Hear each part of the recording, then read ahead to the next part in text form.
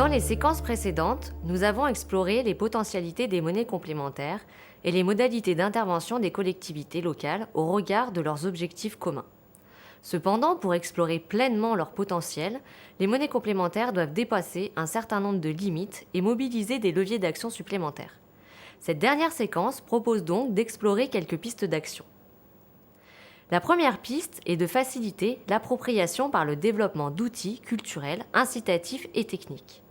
Si les monnaies complémentaires suscitent intérêt et curiosité, on constate certaines frilosités dans leur utilisation et leur déploiement parce qu'elles impliquent notamment une posture en rupture avec les usages, supposant une transformation des pratiques individuelles et collectives. Il pourrait être utile de mobiliser des outils culturels, de faciliter les modalités d'accès à la monnaie complémentaire et enfin de diversifier sa forme monétaire, papier, électronique. Élargir le public visé par le développement d'actions de sensibilisation et de mobilisation est la première exigence. C'est l'objectif d'éducation populaire des monnaies complémentaires. Dans cet objectif, il convient de développer des outils et modes de communication adaptés, vocabulaire, exposition, animation, festive, autrement dit des instances de transmission qui deviendront un vecteur puissant de mise en contact et de diffusion. Les expériences du Sud servent ici de référence, tout particulièrement celle de la Banque communautaire de développement de Fortaleza, au Brésil, qui a mis en place de nombreux outils culturels ou symboliques afin de sensibiliser les habitants du quartier aux problématiques du développement soutenable territorial, comme le théâtre de l'opprimé, des romans photos, des expositions.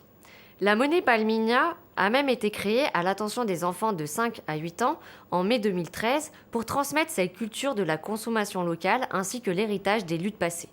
Ensuite, l'intérêt des monnaies convertibles étant aussi de faire circuler la monnaie entre prestataires, l'existence d'une monnaie complémentaire sous la seule forme papier peut parfois devenir un handicap. Il faut alors pouvoir diversifier la forme monétaire, par exemple en permettant de régler des transactions sur un mode scriptural, en mobilisant un compte bancaire voire une carte de paiement, comme dans le cas de l'Oshko, ou via des téléphones portables à travers des paiements par SMS, dans le cas de Bristol ou de Brixton, en Grande-Bretagne. La deuxième piste d'action consiste à mobiliser de nouveaux partenaires. Ainsi, les collectivités territoriales et les banques et institutions financières solidaires semblent particulièrement pertinentes à mobiliser pour les monnaies complémentaires. Les premières jouent en effet un rôle majeur de levier, que ce soit à travers l'acceptation, au moins partielle, de la monnaie complémentaire pour le paiement des services publics présents sur le territoire ou pour les impôts locaux. Le circuit monétaire est ainsi plus vaste, ce qui accroît encore la diversité des biens et services disponibles en monnaie complémentaire, tandis que les impôts collectés profitent directement au développement territorial.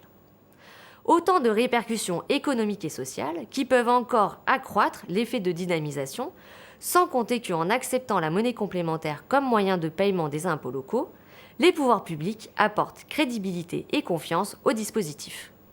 Les pouvoirs publics locaux peuvent aussi venir soutenir le développement de la monnaie complémentaire dans le cadre des commandes publiques, en privilégiant l'achat local et le paiement en monnaie complémentaire ou en versant une partie du salaire de leurs fonctionnaires sous cette forme.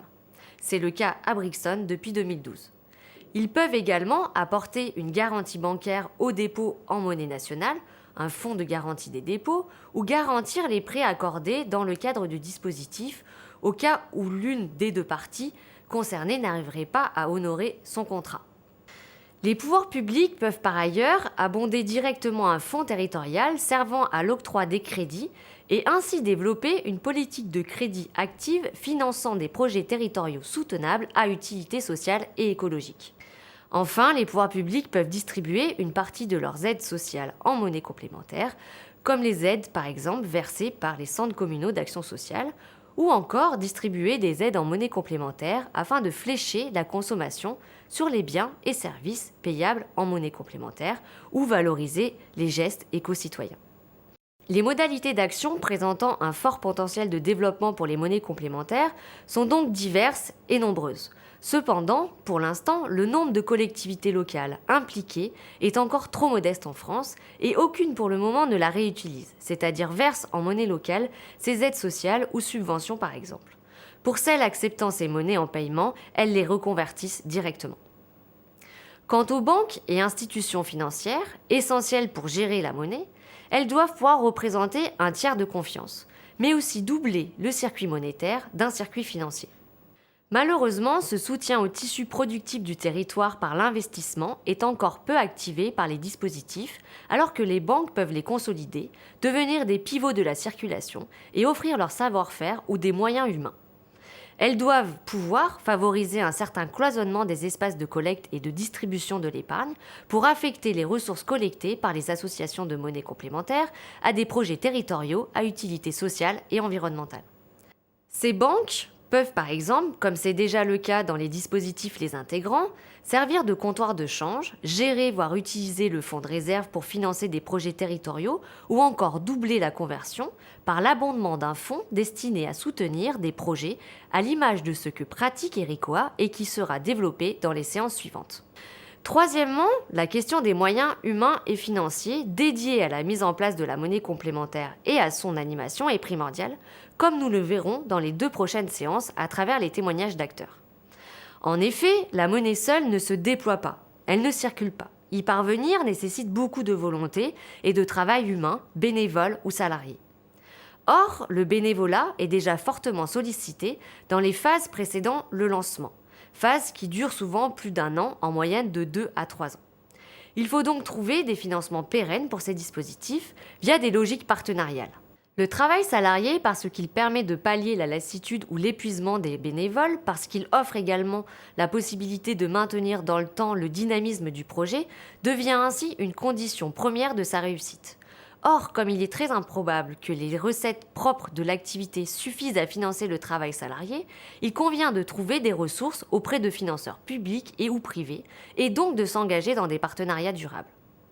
Mais il faut alors parvenir à combiner de façon équilibrée différentes ressources pour recruter des salariés, tout en évitant les effets délétères de la dépendance dans un modèle dominé par les subventions qui enfermerait les monnaies complémentaires dans le rôle de sous-traitante des pouvoirs publics, ce qui peut déjà apparaître dans certaines banques de temps britanniques.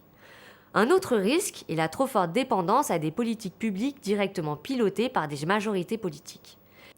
Elle fait peser la menace, particulièrement en cas d'alternance, de la cessation des financements et pourrait donc porter un coup d'arrêt au dispositif impulsé de la sorte.